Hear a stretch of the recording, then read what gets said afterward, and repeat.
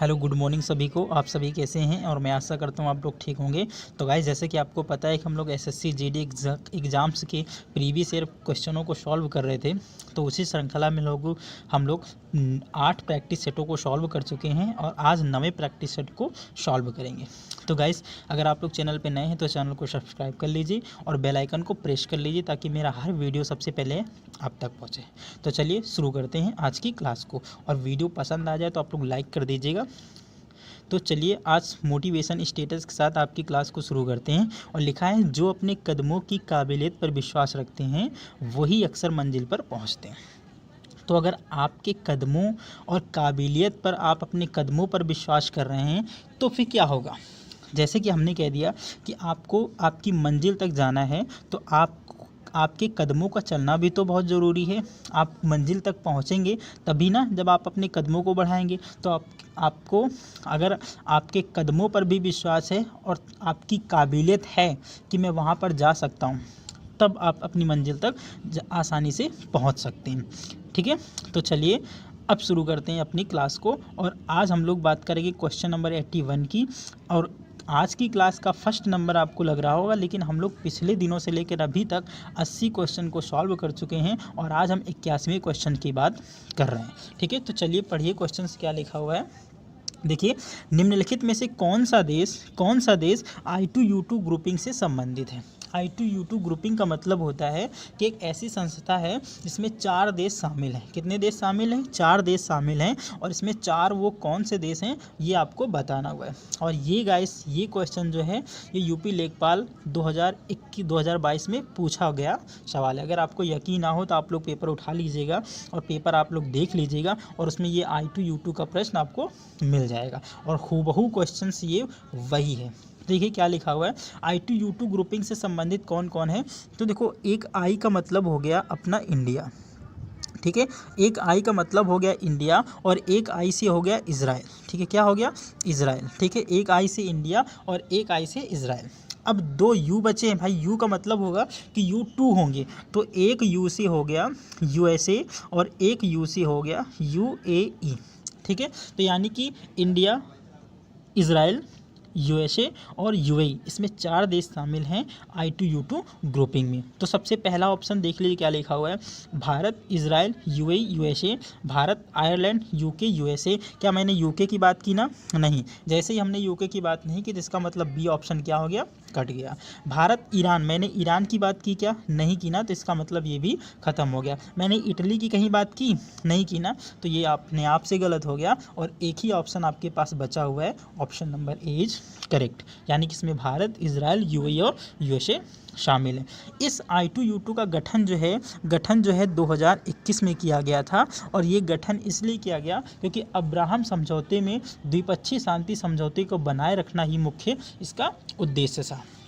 ठीक है, अब आप लोग पूछेंगे कि अब्राहम समझौता किससे संबंधित है। तो अब्राहम समझौता जो है वो इज़राइल और UAE से संबंधित है। किससे संबंधित है? वो इज़राइल और UAE से संबंधित है, यानी कि अब्राहम एक्कॉर्ड। ठीक है, अब्राहम समझौता इज़राइल और UAE से संबंधित है। चलिए अब क्वेश्चन हम लोग इसके एक्सप्लेन की बात कर लेते हैं और इसके एक्सप्लेन में देखते हैं क्या लिखा हुआ है। I2U2 भारत, इजराइल, संयुक्त अरब अमीरात और संयुक्त राज्य अमेरिका द्वारा गठित एक समूह है। इसे पश्चिमी एशियाई क्वाड भी कहते हैं। ठीक है, क्वाड, अब ये देखना, क्वाड देश भी हैं। ठीक है, क्वाड देश का एक समूह भी है जिसमें टोटल 4 देश शामिल हैं। ठीक है, वो 4 देश कौन से हो जाएंगे? तो भारत हो जाएगा, उसमें जापान हो जाएगा, ऑस्ट्रेलिया हो जाएगा और इसमें अमेरिका हो जाएगा। ठीक है, तो क्वाड देशों में 4 देश, भारत, जापान, ऑस्ट्रेलिया और अमेरिका। इस क्वाड देशों की एक एक्सरसाइज भी होती है जिसे मालाबार एक्सरसाइज के नाम से जाना जाता है। I2U2 का गठन 2021 में अब्राहम समझौते के बाद किया गया था और अब्राहम समझौता UAE और इजराइल से संबंधित है। इसकी आधारभूत संरचना और परिवहन से संबंधित मुद्दों को संबोधित करने के लिए इसका गठन किया गया था। यानी कि 2021 में I2U2 का गठन किया गया था और इसमें 4 देश शामिल हैं, भारत, इजराइल, USA और UAE। अब हम लोग बात करते हैं क्वेश्चन नंबर नेक्स्ट की। देखिए क्वेश्चन नंबर नेक्स्ट लिखा हुआ है, निम्न में से किस राज्य में भारत की प्रथम अमृत सरोवर का गठन किया गया। ठीक है, यहाँ पर भारत का लिख लेना आप लोग। ठीक है, भारत का प्रथम अमृत सरोवर का गठन किया गया था। तो मणिपुर, राजस्थान, हरियाणा और उत्तर प्रदेश। क्या लगता है इसका करेक्ट आंसर हो जाएगा? तो गाइस इसका करेक्ट आंसर होने वाला है option number D is correct, यानी कि उत्तर प्रदेश में भारत का पहला अमृत सरोवर शुरू किया गया था। और ये शुरू किया गया था तुम्हारे माननीय मुख्यमंत्री योगी आदित्यनाथ के द्वारा। ठीक है, किसके द्वारा? तो योगी आदित्यनाथ के द्वारा इसका गठन किया गया था। और इसके गठन का मुख्य उद्देश्य था कि बारिश के पानी को कैसे संरक्षित किया जाए और ज़्यादा से ज़्यादा पानी को बचाया कैसे जाए, पानी का दोहन को रोका कैसे जाए, इसका मुख्य उद्देश्य था। इसी के द्वारा भारत में 8000 से ज़्यादा नहरों का निर्माण किया गया, तालाबों का निर्माण किया गया उत्तर प्रदेश में। ठीक है, उत्तर प्रदेश में केवल 8000 से ज़्यादा नहरों का निर्माण किया गया। और जब जल संरक्षण 2022 पुरस्कारों का वितरण किया गया तो उसमें उत्तर प्रदेश जो है टॉप स्थान पर रहा, इसलिए उसको उत्तर प्रदेश को जल संरक्षण पुरस्कार से सम्मानित किया गया। और जल संरक्षण के मामले में राजस्थान जो है वो दूसरे नंबर पर आता है। ठीक है, तो चलिए इसके एक्सप्लेन की बात करते हैं हम लोग। इसका एक्सप्लेन देख लेते हैं क्या लिखा हुआ है। प्रधानमंत्री नरेंद्र मोदी के ड्रीम प्रोजेक्ट अमृत सरोवर के तहत उत्तर प्रदेश में कुल 8462 झीलों का निर्माण किया गया। अमृत सरोवर योजना का उद्देश्य भविष्य के लिए पानी का संरक्षण करना है। मिशन अमृत सरोवर के क्रियान्वयन में मध्य प्रदेश दूसरे, जम्मू कश्मीर तीसरे और राजस्थान चौथे स्थान पर रहा है। और अगर हम लोग 5वें स्थान की भी बात करेंगे तो तमिलनाडु 5वें स्थान पर रहा है। ठीक है, लेकिन अगर जल संरक्षण पुरस्कार के बारे में बात करोगे तो उत्तर प्रदेश को मिला है और दूसरे स्थान में रहा है वहाँ पर राजस्थान। लेकिन अगर अमृत सरोवर के बारे में बात करोगे तो सबसे ज़्यादा अमृत सरोवर जो हैं, सबसे पहला अमृत सरोवर उत्तर प्रदेश में, और इसके बाद जल संरक्षण के क्षेत्र में जम्मू कश्मीर, राजस्थान, तमिलनाडु और ये सब ऐसे राज्य रहे हैं। ठीक है, तो चलिए अब हम लोग बात करते हैं क्वेश्चन नंबर नेक्स्ट की। और लेकिन उससे पहले हम लोग उत्तर प्रदेश का मैप देख लेते हैं। और उत्तर प्रदेश के मैप में जो मुख्य बातें हैं वो यहाँ पर हम डिस्कस करने वाले हैं। ठीक है, तो उत्तर प्रदेश जो है, उत्तर प्रदेश का गठन जो है वो 1949 में किया गया था। 1949 में किया गया था और इसका पहले नाम था संयुक्त प्रांत। ठीक है, लेकिन 24 जनवरी 1949 को इसका नाम बदल के उत्तर प्रदेश कर दिया गया। ठीक है, क्या कर दिया गया?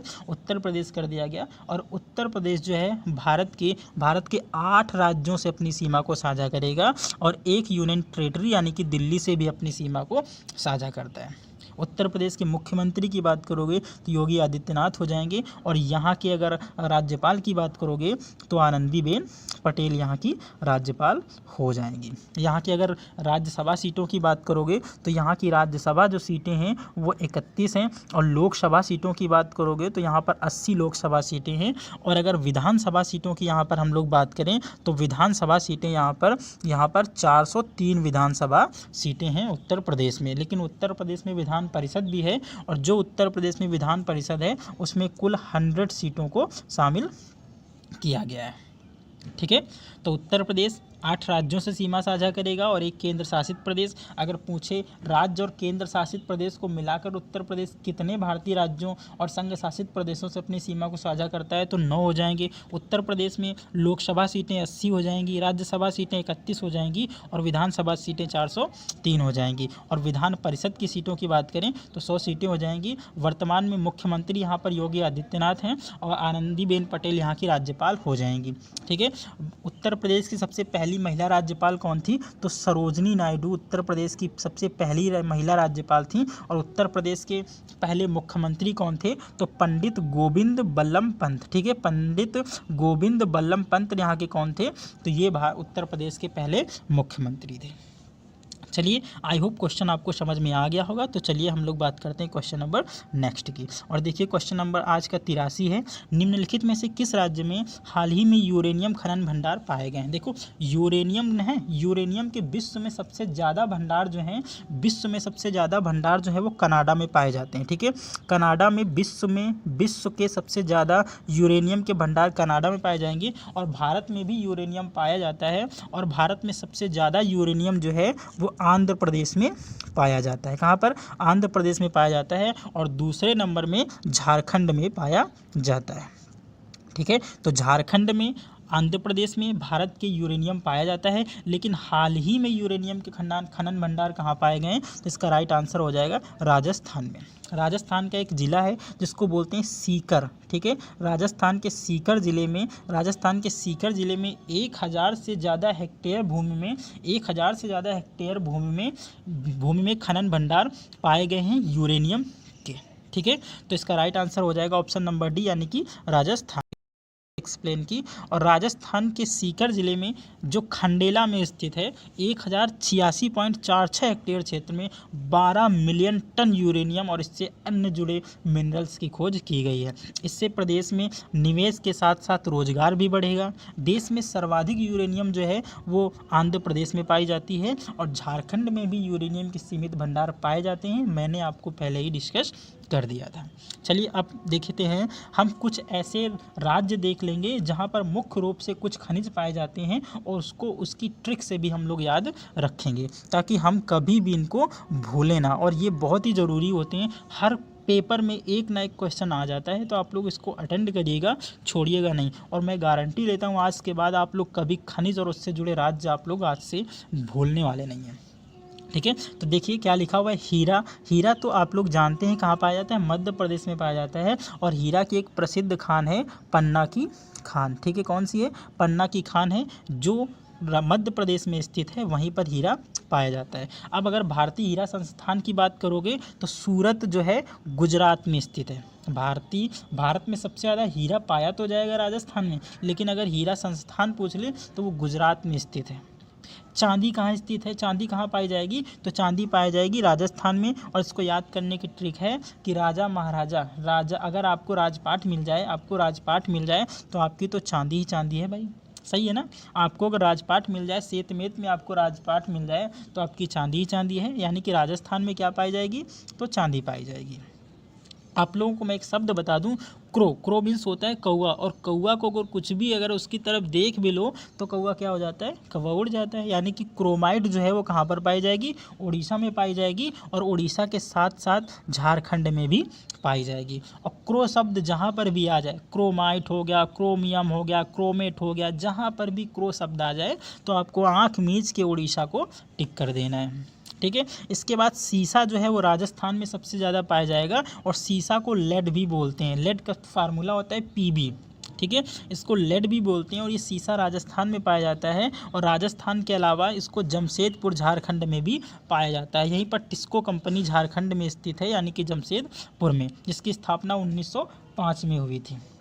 इसके बाद अगर हम लोग बात करेंगे थोरियम प्राइस की, थोरियम प्राइस जो है वो राजस्थान में पाया जाता है। और अगर हम इसको ट्रिक के साथ याद करें तो थोड़ा पानी कहाँ है भाई? राजस्थान में थोड़ा ही तो पानी है, यानी कि थोरियम से थोड़ा और प्राइस से प्राइम, ठीक है।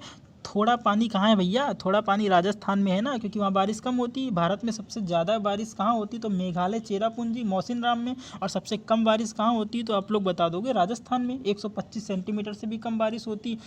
अगर भारत में पूछ ले भारत में औसतन वर्षा कितनी होती है तो आप लोग बताओगे 125 सेंटीमीटर, लेकिन राजस्थान में केवल 25 सेंटीमीटर वर्षा होती है, ठीक है। और 25 सेंटीमीटर जहाँ पर वर्षा होती है उसको रेगिस्तान का दर्जा दे दिया जाता है, यानी कि उत्तर प्रदेश जो तुम्हारा राजस्थान हो जाएगा, यहाँ पर भारत के मामले में सबसे कम वर्षा होती है, इसलिए यहाँ पर थोड़ा पानी है। अगर लिग्नाइट की बात करोगे तो लिग्नाइट जो है वो तमिलनाडु में पाया जाएगा। और इसकी ट्रिक है कि अगर हमें कोई चुनौती दे दे और हम किसी से नाराज़ हो जाए तो हम उससे क्या कहते हैं? भैया तू मिल नाइट में तेरा सफाया कर देंगे। तू मिल नाइट में यानी कि लिग्नाइट, टू मिल नाइट में, यानी कि लिग्नाइट जो है वो कहाँ पर पाया जाएगा? तमिलनाडु में, ठीक है।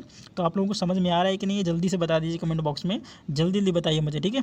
तो अब बात करेंगे टिन की। जो टिन है वो बस्तर ज़िला में पाया जाता है, और बस्तर ज़िला जो है वो छत्तीसगढ़ में स्थित है। टंगस्टन की बात करोगे तो टंगस्टन जो है राजस्थान में है। और इसकी ट्रिक याद करने की, राजा महाराजा जब कोई अपराध करता था तो राजा महाराजा उसको क्या कर देते थे? उसको फांसी में टांग देते थे ना। तो टांग से मतलब टंगस्टन, और राजा महाराजा का मतलब राजस्थान। तो राजस्थान में टंगस्टन सबसे ज़्यादा पाया जाता है, इसलिए यहाँ पर ये भी आप लोगों को याद रखना है। चलिए कुछ और बचे हुए हैं। मैग्नेटाइट, मैग्नेटाइट जो है उत्तराखंड में पाया जाता है। और मैग्नेटाइट का मतलब एटीट्यूड कहाँ के लोगों का टाइट रहता है भाई, जो हमसे ऊपर रहेंगे, जो हमसे ऊपर पोस्ट पे होंगे, जो हमसे ज़्यादा बड़ी पोस्ट में होंगे, उनका एटीट्यूड तो हमसे ज़्यादा टाइट होगा ना। तो हम लोगों से ऊपर, उत्तर प्रदेश से ऊपर कौन है, तो भैया सबसे ऊपर तो इस समय उत्तराखंड वाले बैठे हैं ना। उत्तराखंड वालों का मनोबल क्या होता है, टाइट होता है। तो मैग्नेटाइट कहाँ पाई जाएगी, उत्तराखंड में पाई जाएगी। तो ये भी आपको याद रखना है। देखो मैं ये सिर्फ ट्रिक से याद बता रहा हूँ ताकि आपको याद हो जाए, ऐसा रियली में कुछ भी नहीं है, ठीक है। बहुत सारे ऊपर पोस्ट वाले होते हैं, उनका मनोबल टाइट होता है और अपनी जॉब को छोड़ देते हैं, कोई कोई तो फांसी भी लगा लेता है। तो ऐसा नहीं है, ठीक है। मैं बस ट्रिक से बता रहा हूँ ताकि आपको याद हो जाए, आपके माइंड में सेट हो जाए। ऐसा रियली में कुछ होता नहीं है, ठीक है। तो चलिए हम लोग बात करेंगे क्वेश्चन नंबर नेक्स्ट की। और आज का 84वां क्वेश्चन है, निम्नलिखित में से कौन सी ओमान की राजधानी है, ठीक है। ओमान एक देश है और ओमान की राजधानी क्या है आपको बताना है। और ये भी यूपी लेखपाल में क्वेश्चन पूछा गया है। तो मनामा क्या किसी की राजधानी है, नहीं नहीं नहीं भैया, मनामा तो नहीं है, लेकिन पनामा एक देश जो है, एक देश है और एक जलसंधि भी है। अगर पनामा आता तो हम लोग कुछ सोचते भी, लेकिन मनामा आ गया तो इसको काट दो भैया, मनामा तो हो नहीं सकता। मास्को क्या ओमान की राजधानी है, ना भैया, मास्को तो रूस की राजधानी है, ठीक है। किसकी राजधानी है, रूस की राजधानी मास्को है। ये माले लिखा हुआ है ना, ये माले जो है ये मालदीव की राजधानी, कहाँ की, मालदीव की राजधानी है। और मालदीव जो है वो एक द्वीपीय देश है जो चारों तरफ से जल से घिरा हुआ है। मस्कट की राजधानी, मस्कट जो है वो ओमान की राजधानी है। इसका मतलब ये तुम्हारा करेक्ट आंसर हो जाएगा, option number D is correct.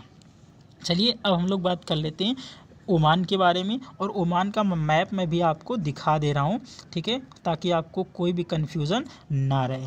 देखिए ये ओमान एक देश है, ठीक है। और यहाँ पर आप लोगों को ये भी दिख रहा होगा, ठीक है। तो ये भी क्या है, ये ओमान का ही हिस्सा है, ठीक है, ओमान का हिस्सा है। और ओमान और ईरान को एक दूसरे से कौन सी जल संधि अलग करती है, तो आप लोगों का आंसर आना चाहिए हारमुज जल संधि। कौन सी, हारमुज जल संधि एक दूसरे को अलग करेगी, यानी कि ओमान को ईरान से अलग करेगी। और किसको किसको आपस में जोड़ेगी, तो बता दोगे फारस की खाड़ी को, किसको, फारस की खाड़ी को ओमान की खाड़ी से जोड़ेगी। किसको, फारस की खाड़ी को ओमान की खाड़ी से जोड़ेगी हारमुज जल संधि, और ओमान को ईरान से अलग भी करेगी।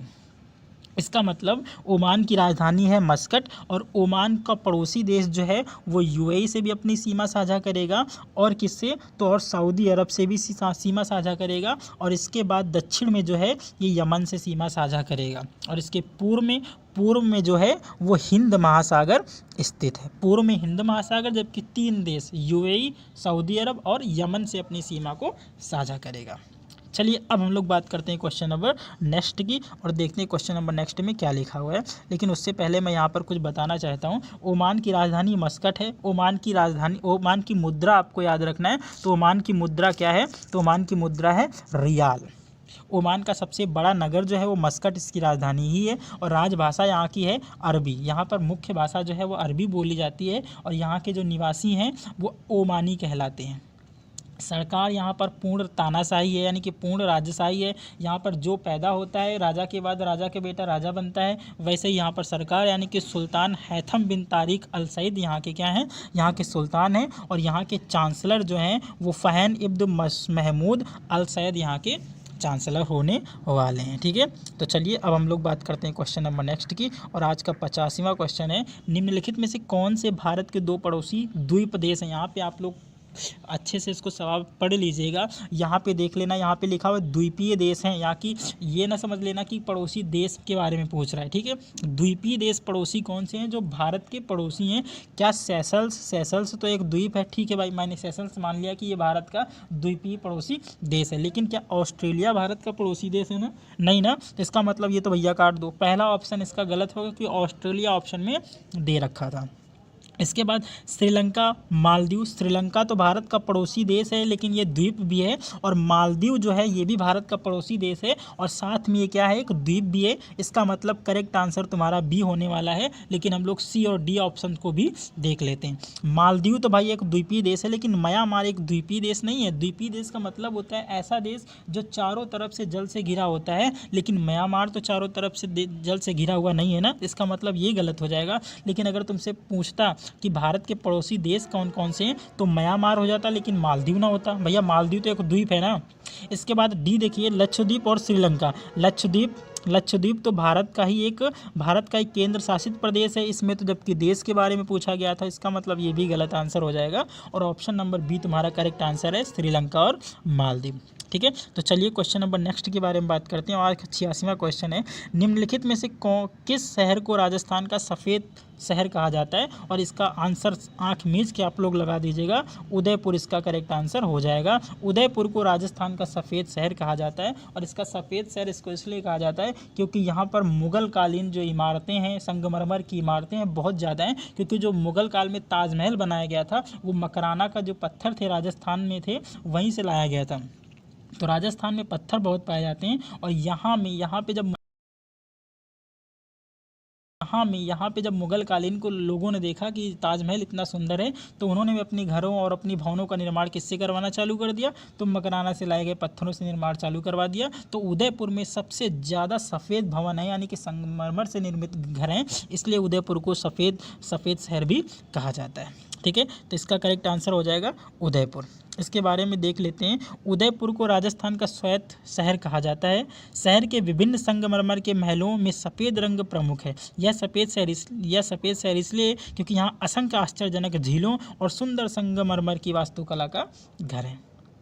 चलिए अब हम लोग बात करते हैं कुछ ऐसे प्रमुख भारत के शहर जिनके उपनाम भी हैं, तो उन उपनामों को देख लेते हैं। और इसमें से जो आपको प्रमुख सही इसमें जो मैंने दिए हैं, ये सारे के सारे एग्ज़ाम्स में आने के बहुत ही आसार हैं। तो आप लोग जल्दी से इसको पढ़िए। और इसको वीडियो पे अभी आप लोगों ने वीडियो को लाइक नहीं किया तो जल्दी से लाइक करो यार, क्या देख रहे हो।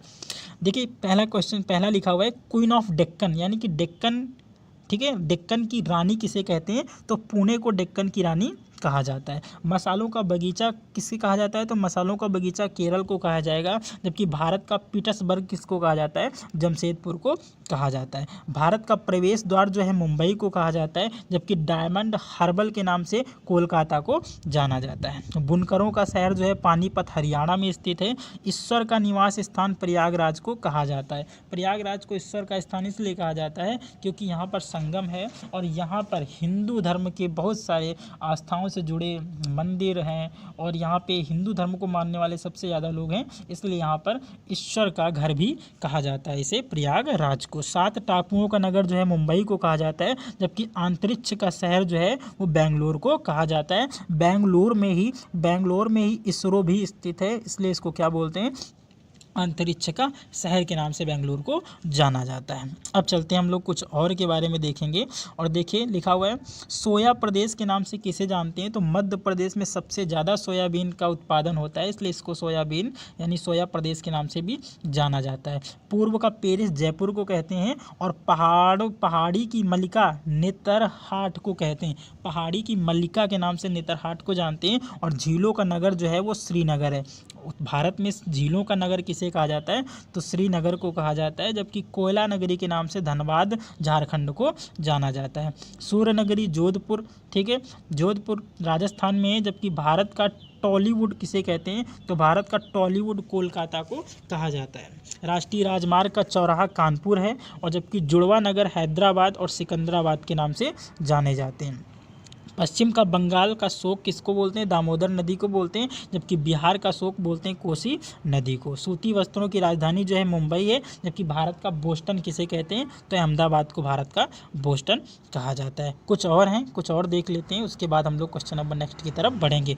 कोयला नगरी के नाम से धनबाद को जाना जाता है। जबकि सूर्य नगरी के नाम से जोधपुर को जाना जाता है। इसका मतलब ये तो हो गया है भाई। इसका मतलब यहाँ से एक देख लेते हैं, पहाड़ों की नगरी डूंगरपुर को जाना जाता है। ये हो गया था, इसको डबल बार मैंने रिपीट कर दिया, लेकिन फिर भी चलेंगे हम लोग आगे। देखिए प्रश्न नंबर 89 लिखा हुआ है संघाई महोत्सव निम्नलिखित में से किस राज्य में आयोजित किया जाता है? और ये भी क्वेश्चन अपने आप में बहुत ही बेस्ट क्वेश्चन है। तो इसका राइट आंसर क्या होने वाला है, जल्दी से आप लोग कमेंट बॉक्स में टाइप कीजिए। संघाई महोत्सव किस राज्य में मनाया जाता है? तो इसका राइट आंसर होने वाला है संघाई महोत्सव मणिपुर से संबंधित है। ठीक है, मणिपुर की राजधानी इम्फाल है। क्या है?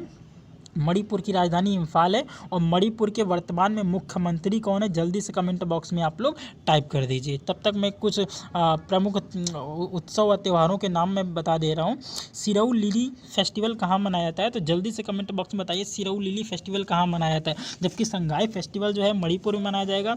खारची मेला कहाँ मनाया जाता है, तो खारची मेला मनाया जाता है त्रिपुरा में। कहाँ पर मनाया जाता है, त्रिपुरा में खारची मेला मनाया जाता है। जबकि चेरी ब्लॉसम महोत्सव जो है वो मेघालय में मनाया जाता है। ठीक है, मेघालय की राजधानी शिलांग है और शिलांग में चेरी ब्लॉसम फेस्टिवल मनाया जाता है। बिहू जो है, बिहू 3 प्रकार का होता है और तीनों प्रकार के बिहू का संबंध असम राज्य से, कहाँ से, असम राज्य से। जबकि नागालैंड के वर्तमान मुख्यमंत्री कौन है, तो नेफ्यू रियो वर्तमान मुख्यमंत्री कहाँ के हैं, नागालैंड के। ठीक है, तो चलिए आज के लास्ट क्वेश्चन की हम लोग बात करेंगे और क्वेश्चन नंबर है 90। देखिए क्या लिखा हुआ है, निम्नलिखित में से किस व्यक्ति ने हिंद स्वराज पुस्तक लिखी थी। तो option number A Sardar Patel, B Jawaharlal Nehru, C Sarojini Naidu और डी महात्मा गांधी। तो इसका राइट आंसर क्या होगा, हिंद स्वराज किसने लिखी थी, तो महात्मा गांधी के द्वारा हिंद स्वराज पुस्तक को लिखा गया था।